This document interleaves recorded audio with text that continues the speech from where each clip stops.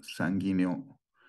Para poder continuar, vamos a llevar adelante la segunda parte que le hemos llamado los llamados antianémicos 2. Iniciamos nuestra actividad con las diapositivas correspondientes.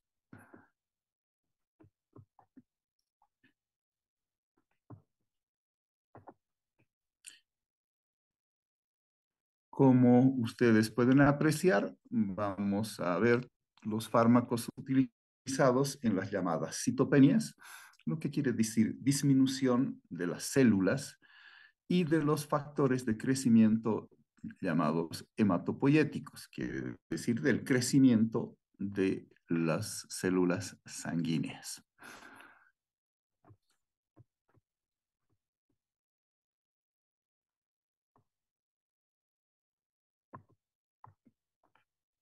¿Cuál es el contenido de nuestras diapositivas sobre este tema de principio? Vamos a ver los otros fármacos utilizados en las anemias, con la vitamina B12 y el ácido fólico, como ya habíamos iniciado el día de ayer. Vamos a ver los factores de crecimiento hematopoyético, la eritropoyetina como la sustancia fundamental, los factores de crecimiento mieloide y los factores de crecimiento megacariocítico. Cuando vamos a hablar de la vitamina B12, vamos a hablar de sus generalidades, vamos a hablar de su farmacodinamia, su farmacocinética, la farmacología clínica y terminando, acompañando a la farmacología clínica, la llamada farmacoterapia. Bien, la vitamina B12, también llamada cobalamina, sirve como un factor llamado cofactor, quiere decir está asociado con alguien para muchas reacciones bioquímicas esenciales. La deficiencia de la vitamina B12 produce tres elementos fundamentales. Primero, las llamadas anemias megaloblásticas, que tiene también síntomas gastrointestinales y, como hacíamos hincapié el día de ayer, produce alteraciones neurológicas como la parte importante. La desoxiadenosilcobalamina y la metilcobalamina son las formas verdaderamente activas de a esta que se le llama vitamina B12. La fuente principal de la vitamina B12 está en la parte dietética y viene a partir de la síntesis microbiana que se produce especialmente a nivel de nuestro hígado de las sustancias que son la carne en general, los huevos y los productos lácteos. El factor intrínseco es una proteína secretada por el estómago necesaria para la captación gastrointestinal de la vitamina B12, principalmente que se da en la dieta. En otras palabras, el cofactor que acompaña esta vitamina B12 es el factor intrínseco. Este factor intrínseco está dentro de nuestro organismo, por lo tanto es endógeno y es el que ayuda a realizar todo el procedimiento de la vitamina B12. Sin factor extrínseco, perdón, sin factor intrínseco, este otro factor, la vitamina B12 extrínseco, no podría funcionar. ¿Cuál sería su farmacodinamia? Su farmacodinamia, decimos que se trabaja gracias a dos tipos de reacciones bioquímicas. La primera es la conversión de la metilmalonilcoenzima a succinilcoenzima A, funcional a nivel del sistema nervioso y otros lugares bioquímicos de nuestro organismo. Y también es una acción fundamental sobre el metabolismo de los lípidos esenciales, como hemos dicho, para la función neuronal. En segunda parte, transmite a la homocisteína un grupo metilo que le da origen a la llamada metionina.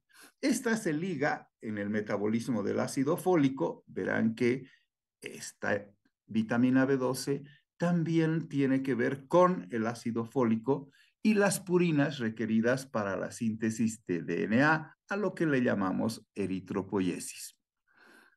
El déficit de metionina está relacionado con los diferentes problemas neurológicos. El diagnóstico del déficit de vitamina B12 se produce porque nosotros podemos medir el incremento de la homocisteína sérica, y cuando existe este incremento de la homocisteína sérica, existe también un mayor riesgo de las cardiopatías, llamadas cardiopatías arterioescleróticas principalmente.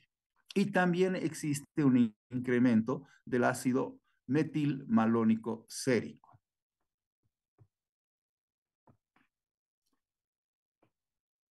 Farmacocinéticamente, normalmente se absorbe de la dieta diaria alrededor de 1 a 5 microgramos de cianocobalamina, que es la vitamina B12.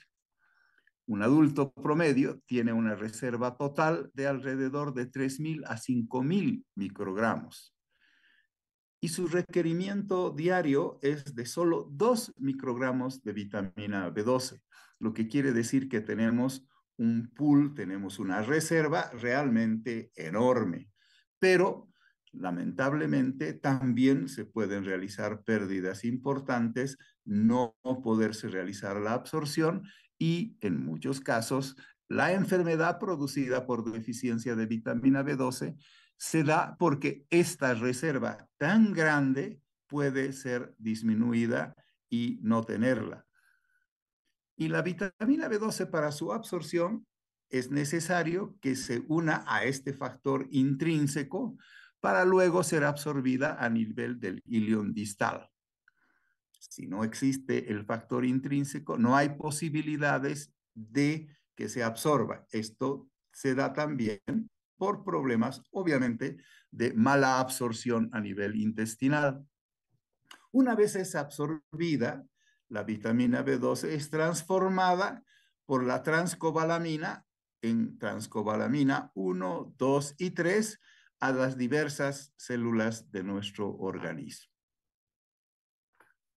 Si nosotros hacemos un diagrama de esto que hemos dicho, este diagrama que tiene que ver con la digestión y la absorción normales de la vitamina B12, vemos que a nivel del estómago existen diferentes secreciones, como por ejemplo el ácido clorhídrico, las secreciones que también producen todo el sistema de digestión, la gastrina, muchas sustancias que hacen la actividad biológica de nuestro estómago.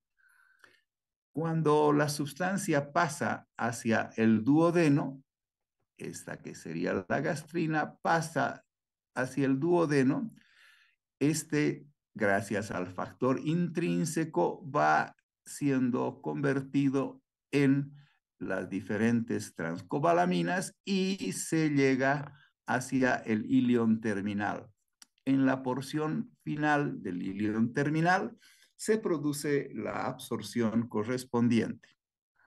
Nosotros podemos ver que esta vitamina, la vitamina B12, va a también se juntar con este otro factor que será el factor intrínseco. Una vez junto con ese, recién tiene la capacidad de poder ser transportada hasta el ilion terminal y poder empezar su acción. En el caso normal es su acción química, bioquímica, para producir sus diferentes funciones a nivel de nuestro organismo. La vitamina B12 lo que hace es estar en valores normales de acuerdo a que todo el sistema esté funcionando. Pero cuando se produce de semejante carga de 3.000 a 5.000 microunidades, deficiencia de esta vitamina, es que ha sucedido que existe una falta de factor intrínseco y que produce una enfermedad llamada anemia perniciosa. También está condicionada esta deficiencia por un mal funcionamiento en el ilion distal.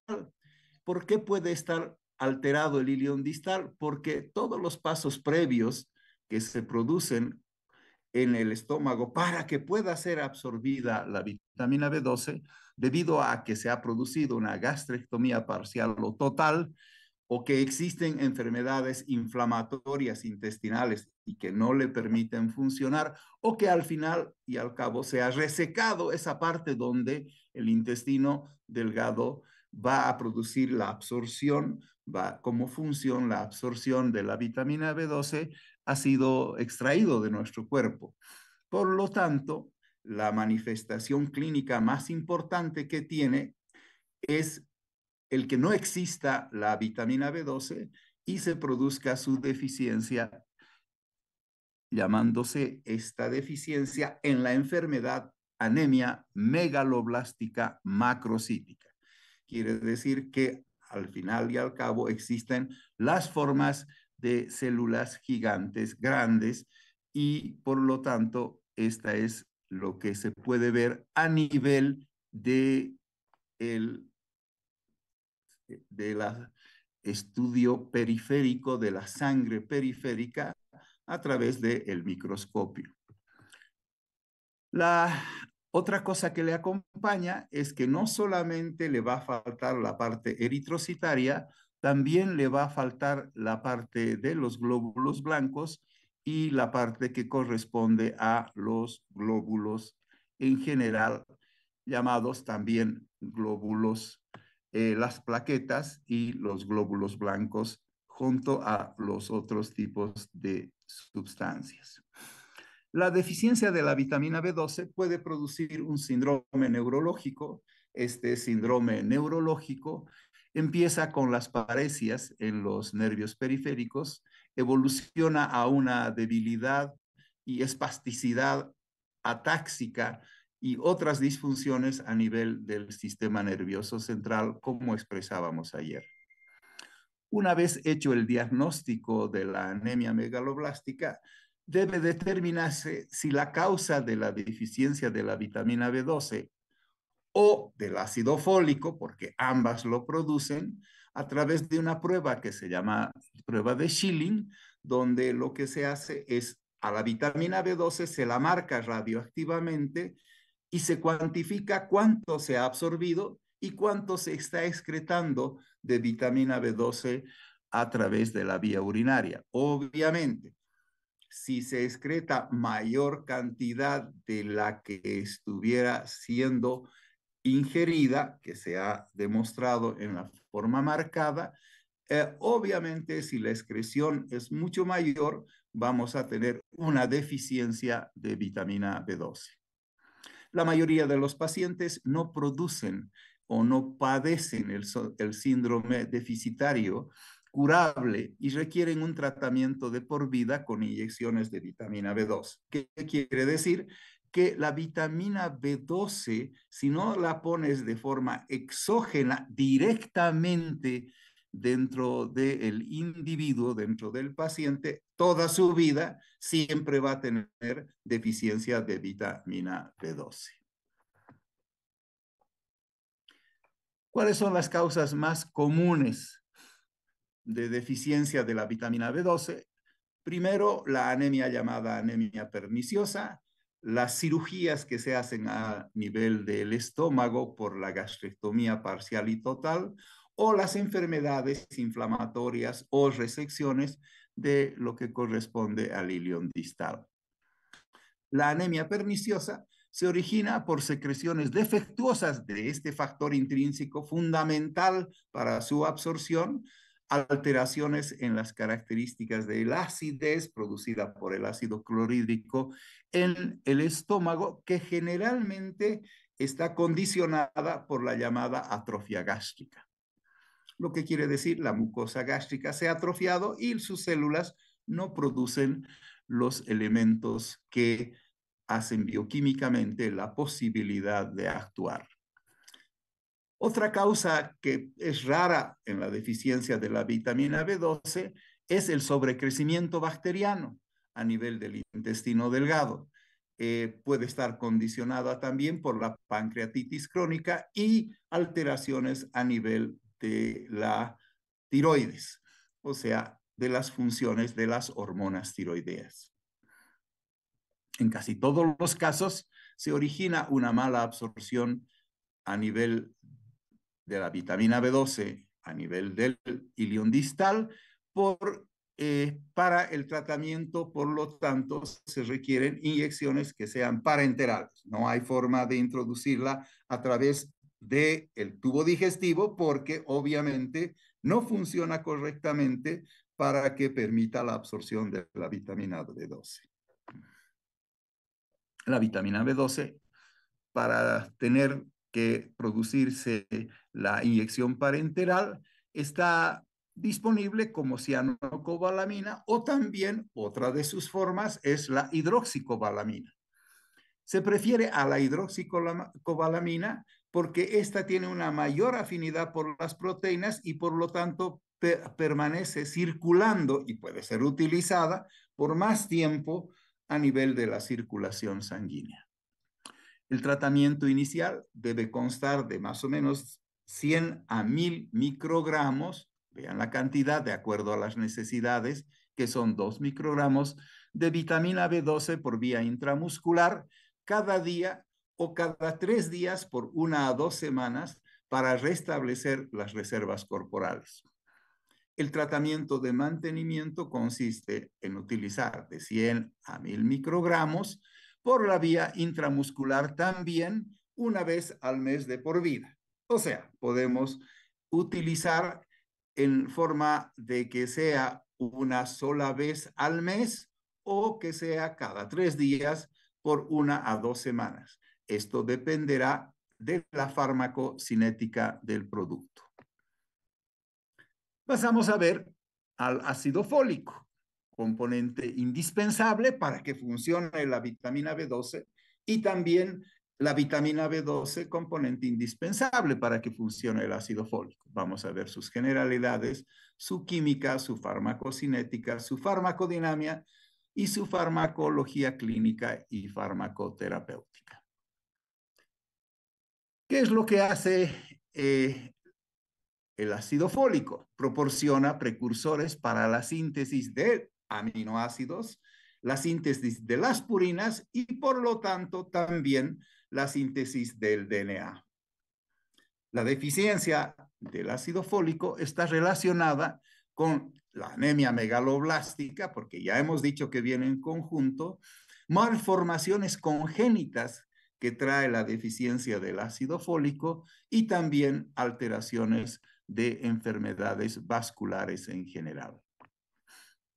La fórmula, como se ve bioquímicamente, el ácido fólico unido al ácido glutámico y a la piperidina, está mostrada en esta diapositiva. ¿Cuál es su farmacocinética?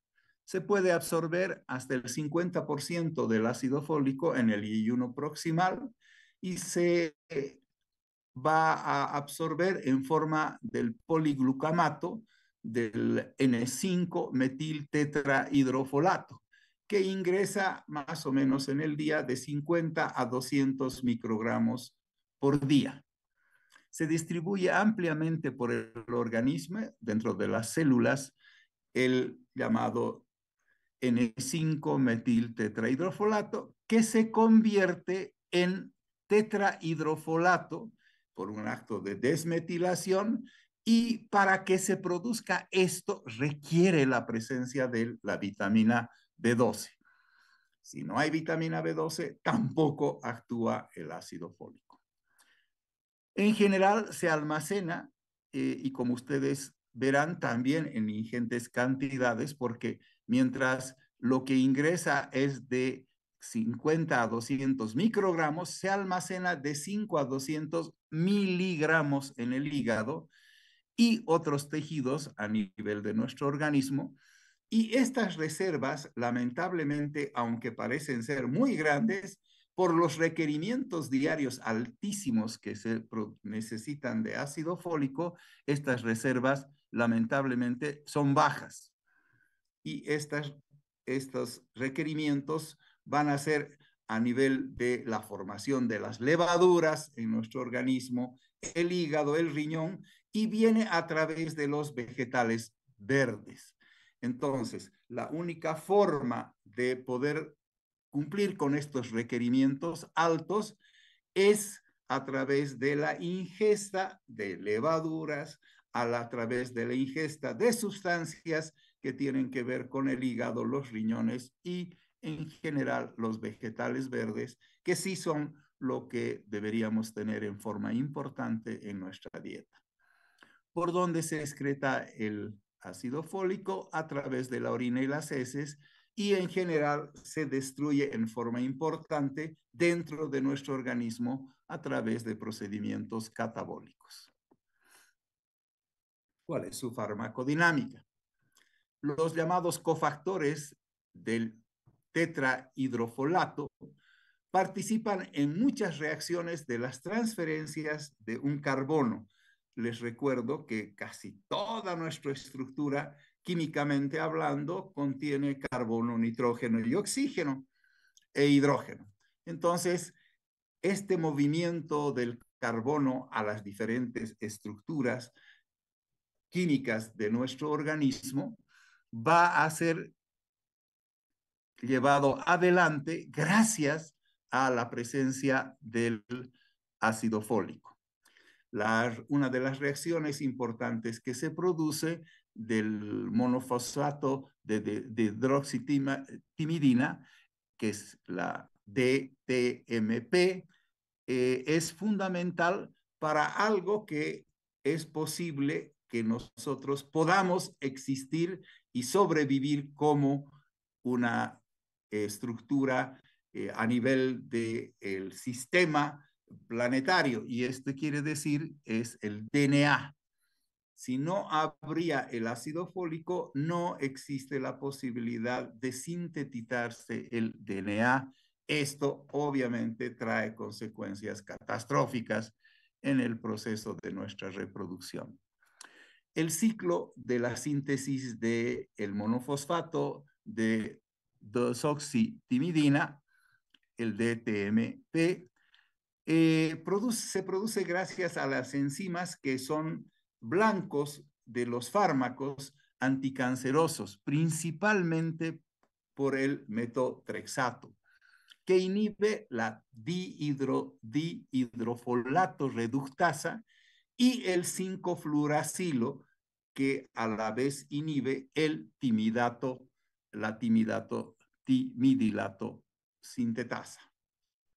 Por lo tanto, el ácido fólico es fundamental y muy importante en la generación de un aminoácido fundamental, la metionina, y también las llamadas purinas esenciales. ¿Qué pasa si existe un conflicto en ese sentido? Clínicamente podemos ver que se va a producir la anemia megaloblástica. Esta anemia megaloblástica no se acompaña del síndrome neurológico y se puede valorar la presencia o ausencia de esta a través de estudios del folato sérico y o que están dentro de los eritrocitos. Se va a presentar en mujeres embarazadas y por lo tanto, si no le damos ácido fólico, estaríamos en problemas porque se van a presentar alteraciones en el tubo neural de el nuevo ser y por lo tanto debemos darles a las mujeres embarazadas para sus requerimientos dietéticos como prevención de los efectos en el nivel del tubo neuronal ácido fólico. En quienes también tienen déficit de el ácido fólico son los pacientes que, como tienen problema alcohólico, producen un daño hepático. Este daño hepático hace que el hígado no produzca las sustancias suficientes para producir la absorción de estos otros fármacos o de las sustancias, y se produce el síndrome de mala absorción, y también cuando el paciente requiere diálisis renal, y esta diálisis remueve lamentablemente estas sustancias que estarían almacenadas en nuestro organismo. La diálisis las saca, y al sacarlas nos produce deficiencia del ácido fólico. La deficiencia se origina en general por una ingestión adecuada de los llamados folatos en la dieta.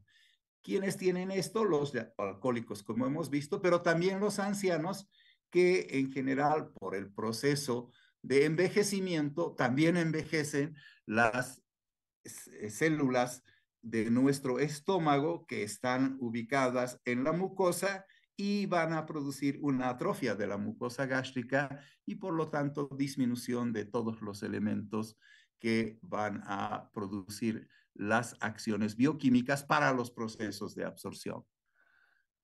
En los pacientes con daño hepático, porque obviamente es allá donde se almacena, y al haber daño hepático existe una disminución de sus reservas.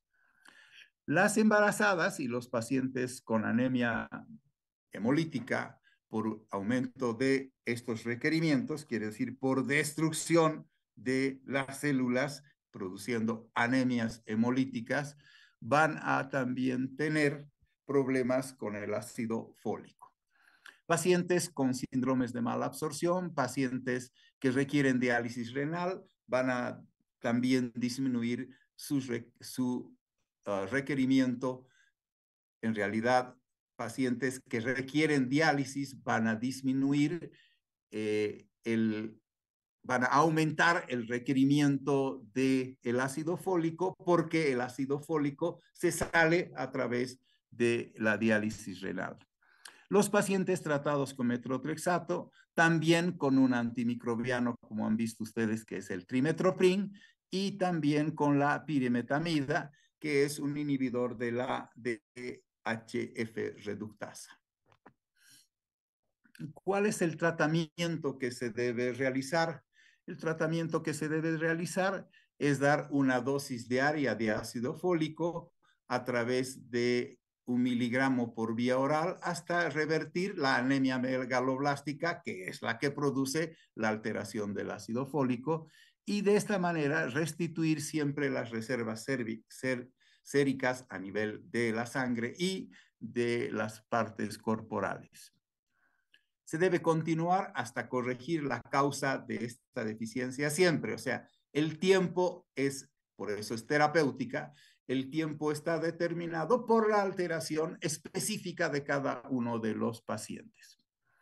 En general es indefinido para los que tienen síndrome de mala absorción, o los que lamentablemente por cualquier circunstancia no tienen una dieta adecuada y no se ingiera el ácido fólico correspondiente a través de los alimentos. Bien, hemos visto vitamina B12, hemos visto el ácido fólico, hemos encontrado toda su parte farmacológica y su parte también de sus problemas, sus enfermedades y su tratamiento. Vamos a ver ahora los factores de crecimiento hematopoyético. Vamos a ver sus generalidades.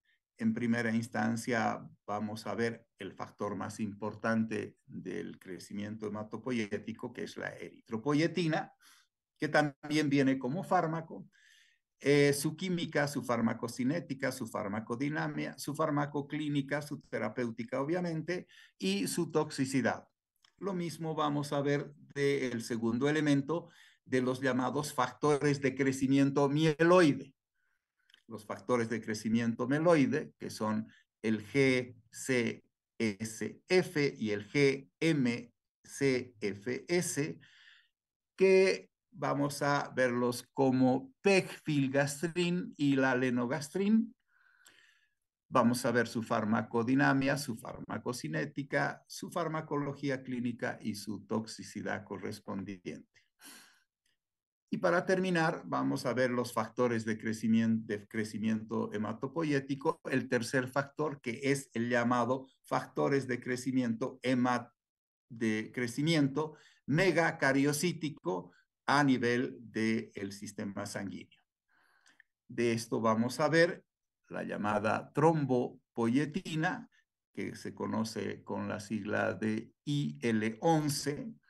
Vamos a ver los agonistas de los receptores de trombopoyetina, que son como fármacos la romiplastin y el eltrombopag.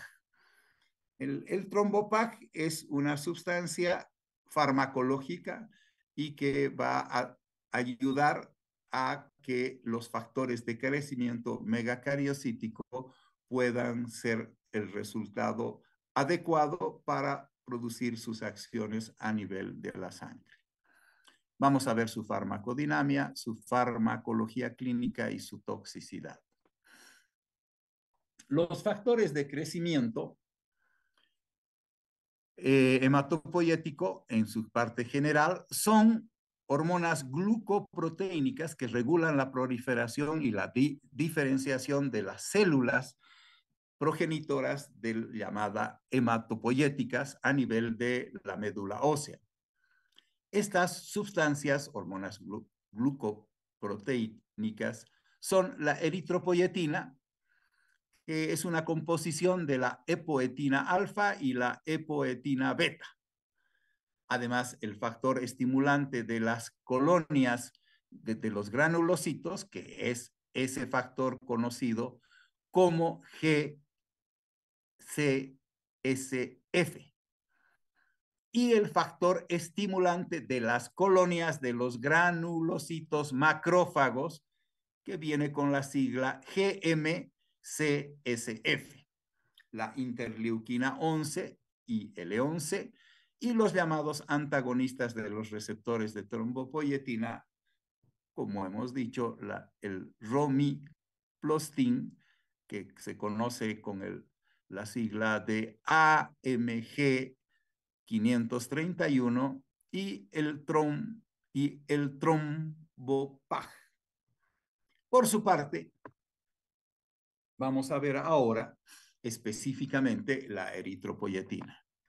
La eritropoyetina humana recombinante, que se la conoce como RHUEPO, eritropoyetina alfa, se produce en un sistema de expresión de cualquier célula de los mamíferos.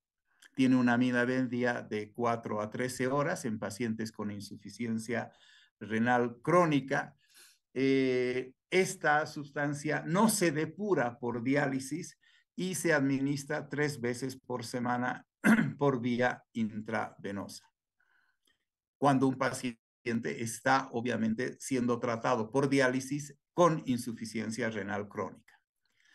La llamada darbepoetina alfa es una forma modificada de la eritropoyetina y tiene una vida media 2 a 3 veces mayor que la epoetina alfa y se administra una vez por semana.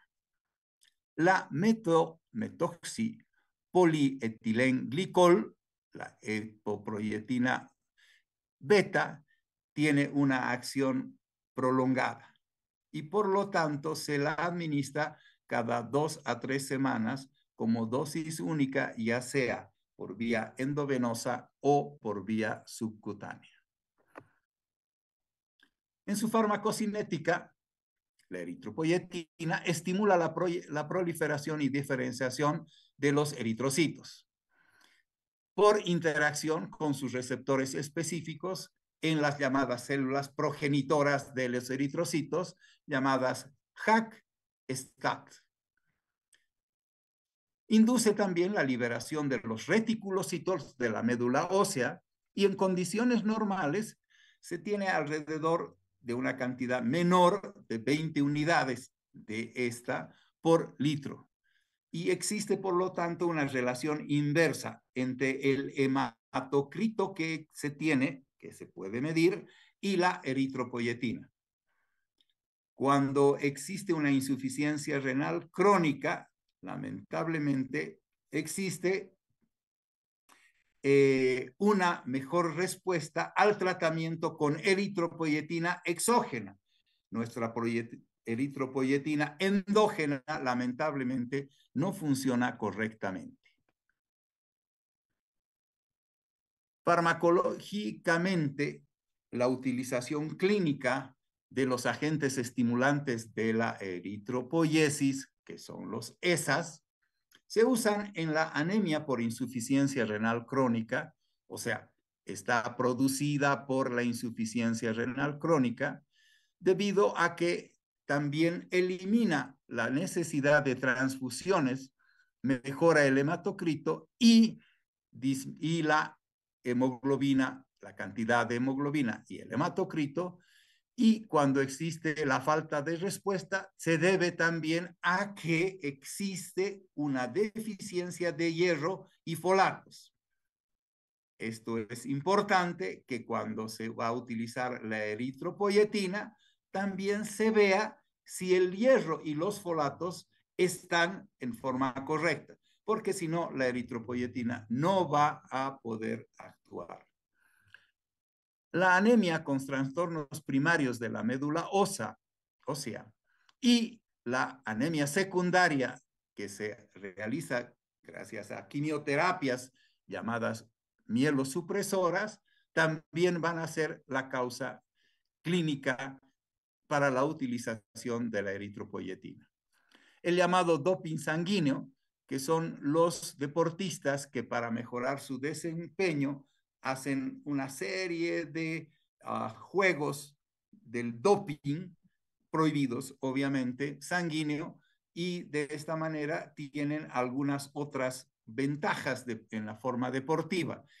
Una de las formas hoy día de un doping sanguíneo natural es hacer todo tu entrenamiento en lugares donde exista deficiencia de oxígeno, grandes alturas, y por lo tanto exista mayor cantidad de glóbulos rojos que te llevan más oxígeno a tu cuerpo y por lo tanto al tener mayor cantidad de glóbulos rojos es que puedes tener también mejor rendimiento deportivo por la oxigenación de tus músculos. Se lo puede hacer, como decimos, en forma natural, o si no, en una forma no correcta, que es el doping sanguíneo.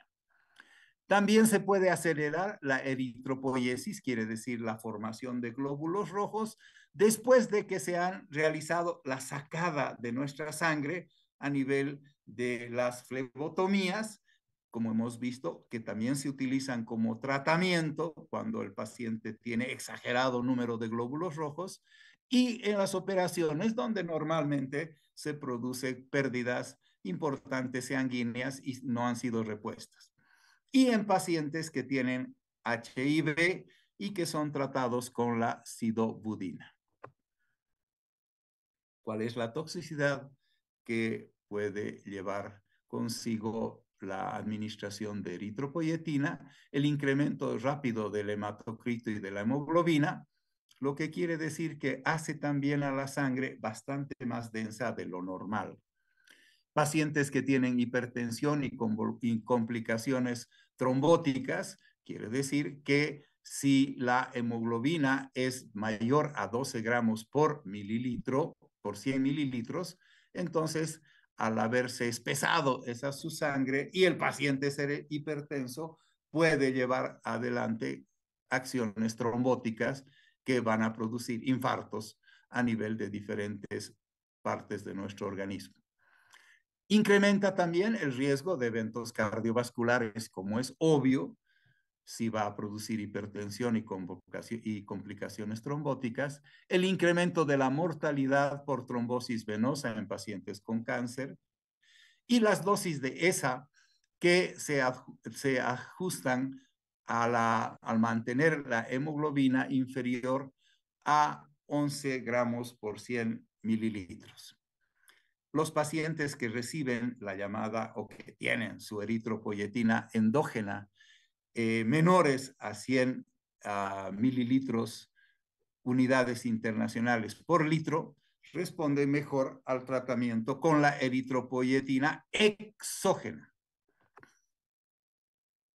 Bien, ahora vamos a pasar a ver los llamados factores de crecimiento mieloide, que se conocen con la sigla de GCSF.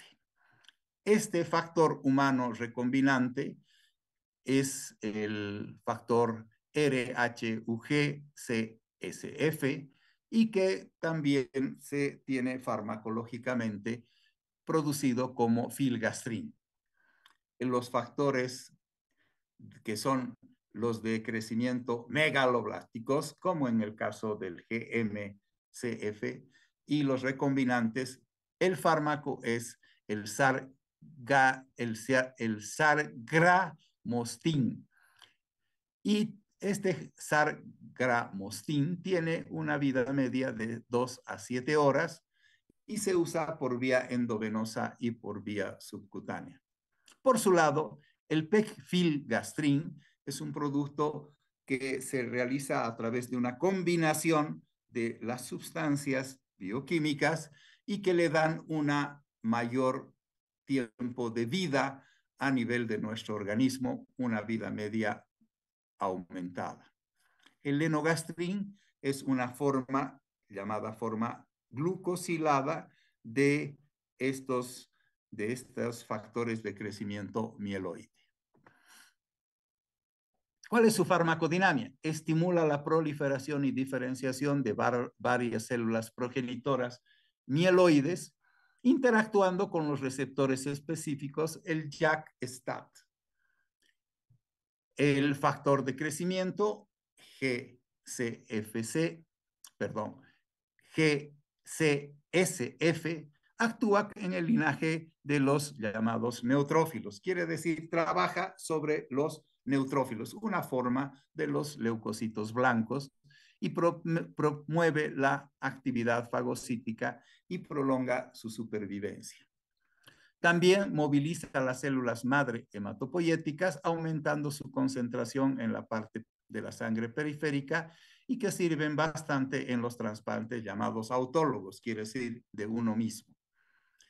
Los otros factores de crecimiento megaloblásticos tienen una acción más amplia y son de característica multipotencial. Trabajan como son factores de crecimiento en todos los procesos de la diferenciación sanguínea de los elementos formes a nivel de la sangre. Estimula la proliferación y la diferenciación de las células madres granulocíticas a nivel de las células madre eritroides y de las llamadas células megacariocíticas. Actúa junto con la interleuquina 11 en la proliferación de las células T. Les recordamos que las células T son las células principales de defensa en nuestro organismo para las infecciones. Clínicamente, se lo utiliza en la neutropenia inducida por la quimioterapia en el cáncer. Esta neutropenia es un efecto adverso que incrementa el riesgo de las infecciones y la transfusión por los granulocitos tiene muy poco éxito. Quiere decir, le ponemos las células de la defensa y sin embargo, estas rápidamente desaparecen y no se puede realizar el tratamiento. El factor G, que disminuye la duración de la neutropenia y eleva la cuenta de los neutrófilos y los requerimientos del ATP en el amplio espectro que se producen a nivel de nuestra sangre. Este espectro baja ostensiblemente. Se administra estos factores, se los administra 24 a 72 horas después de las quimioterapias y se continúa a que la cuenta sea mayor a 10,000 células. Cuando la cuenta es mayor a 10,000 células, quiere decir que ha habido una buena respuesta, que no siempre se da. Cuando se utiliza, en vez del factor de crecimiento, un fármaco como el pegfilgrastim, previene también la neutropenia febril inducida por la quimioterapia y se administra con menor frecuencia. También se aplica este pegfilgrastim en una dosis única para realizar su acción farmacológica. Cuando se asocian los factores GM y el factor G de crecimiento, se utiliza en el tratamiento de las llamadas leucemias mieloides agudas, el cáncer de sangre y las llamadas leucemias linfoblásticas. O sea, estas sustancias también se las utiliza en... ¿Cuáles son sus otras aplicaciones? Ambas, el G y el GM, pueden servir para el tratamiento de la neutropenia congénita, la neutropenia cíclica, la llamada mielodisplasia y la anemia llamada anemia aplásica. Quiere decir que ha habido destrucción y de la médula, en este caso ósea, no tiene la posibilidad de regenerar las células que van a producir sangre. También en los trasplantes autólogas de células madre, hoy día muy utilizados, y se colectan antes de la quimioterapia, reducen el tiempo de aceptación del injerto y la recuperación de la neutropenia, porque se debe disminuir los neutrófilos, porque estos son los que defienden al organismo de los que vienen para el trasplante en sujetos que son tratados por linfomas o por tumores sólidos. Los llamados trasplantes halogénicos a nivel de la médula ósea, el trasplante por movilización de los CMPS, perdón, de los CMSPs, depende de si es el inglés o el español, y la dosis se utiliza a dosis de 5 a 10 microgramos kilogramo peso día. La vía subcutánea se la utiliza durante 4 días y al quinto día se realiza la llamada leucoféresis. Otro de los movilizadores de las células madre hematopoyéticas es una sustancia farmacológica conocida como plerisafor. El plerisafor es el que hace que se cambien y se vayan sacando y llevando las células madre de la circulación, obviamente, de la parte ósea hacia la parte orgánica, hacia la parte hematopoyética, y esta nos produce muchas mejoras a nivel de los elementos formes de la sangre. ¿Cuál es su toxicidad del G y del GM? En el caso del G, produce dolor óseo que es reversible. En el caso del GM, lamentablemente, produce efectos adversos más intensos, como ser fiebre, malestar general, artralgias, mialgias, síndrome de la llamada fuga capilar y produciendo, por lo tanto, edema periférico y también derrame a nivel pleural, a nivel pulmonar, y en algunos casos, aunque es raro, el vaso se rompe seguramente por la acumulación exagerada de estos elementos formes y se produce la ruptura esplénica. Cuando hablamos de los factores de crecimiento megacariocítico, estamos hablando de la trombopoyetina, la TPO, y estamos hablando de la interleuquina 11 y L11, y que son los reguladores endógenos de la producción de las plaquetas. Les recuerdo que el encargado de la producción de las plaquetas son los megacariocitos. Sustancias farmacológicas como el oprelvequin es una forma recombinante de la interleuquina 11 y que está aprobada para el uso clínico y se la administra por vía subcutánea.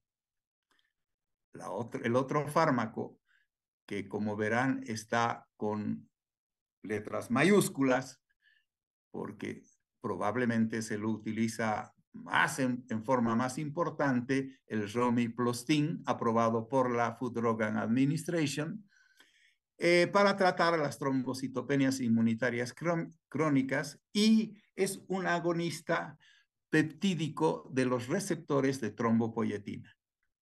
Por su parte, también el EI-trombopag es el nuevo agonista no peptídico de los receptores de trombopoyetina. Este es activo por vía oral, algo importante, para el tratamiento de la trombocitopenia inmunitaria crónica y le da la posibilidad de una sobrevida, una semivida de alrededor, obviamente, a las plaquetas de 26 a 35 horas, lo que quiere decir es menor a la normal de alrededor de 90 días, en este caso de algunas horas le ayuda a mejorar su semivida. En su farmacodinámica, la interleuquina 11 actúa a través del receptor de citocina, estimulando el crecimiento de múltiples células linfoides y llamadas también células mieloides.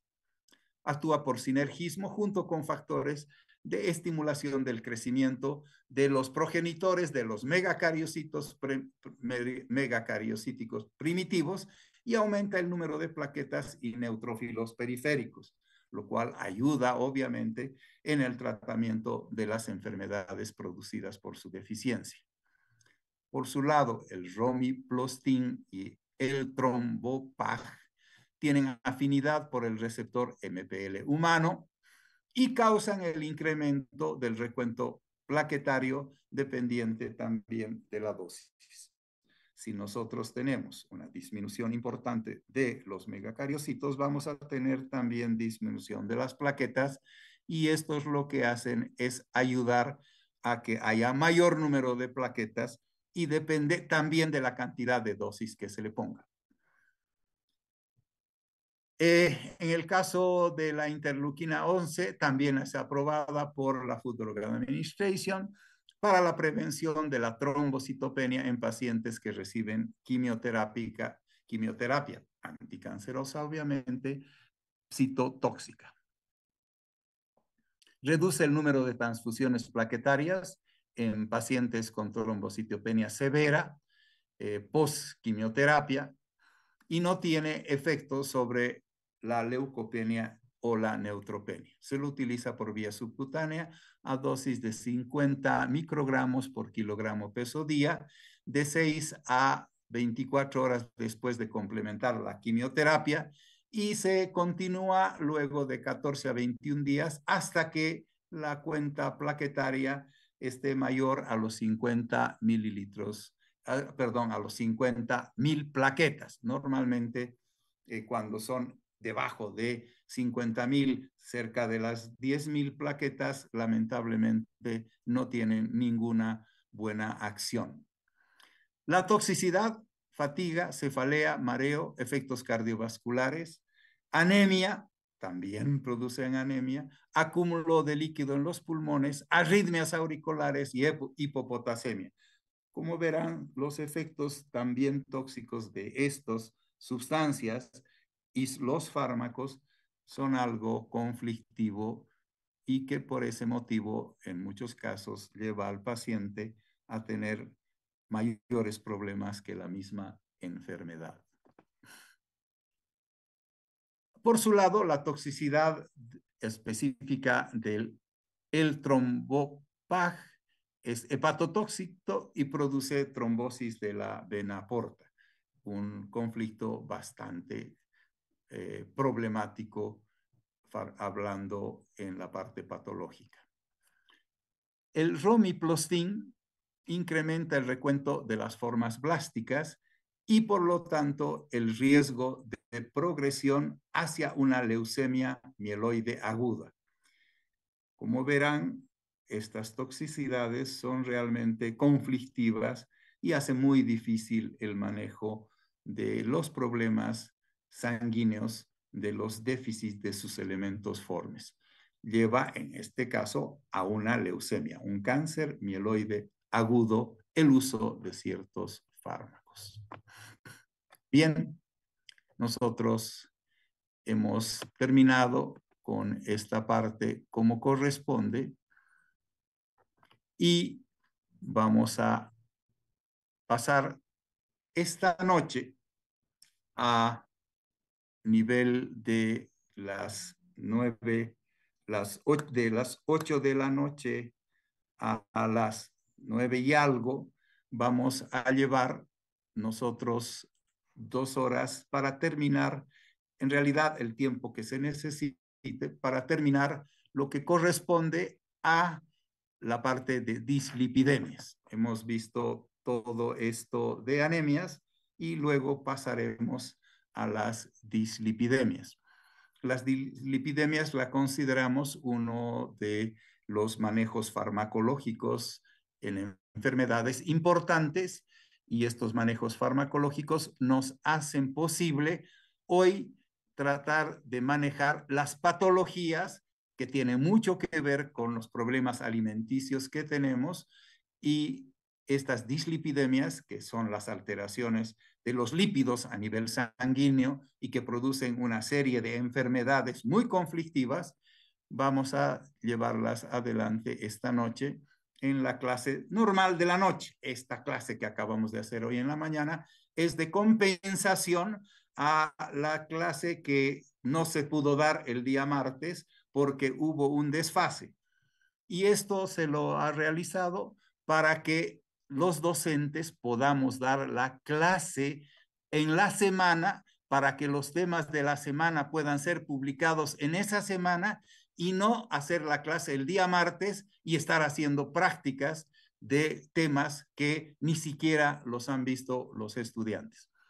Hemos realizado este cambio para poder regularizar de esta manera las clases posteriores. Quiere decir que a posterior probablemente ya no haya más desfases, aunque este país va a producir desfases por lo problemático que está, porque vamos a poder utilizar ya sea la clase de la mañana y la noche, si de alguna forma, por alguna marcha, por algún paro, por algún problema, no hay la posibilidad de dar la clase un día X como ha sido el día de Urcupiña. Muchas gracias, por lo tanto, y como verás, todos ustedes verán, estamos a las 7:43, 2 minutos antes de lo que habíamos ofrecido, para que no se perjudiquen de ninguna manera a nivel de sus prácticas en la facultad. Muchas gracias y muy buenos días. Hasta luego.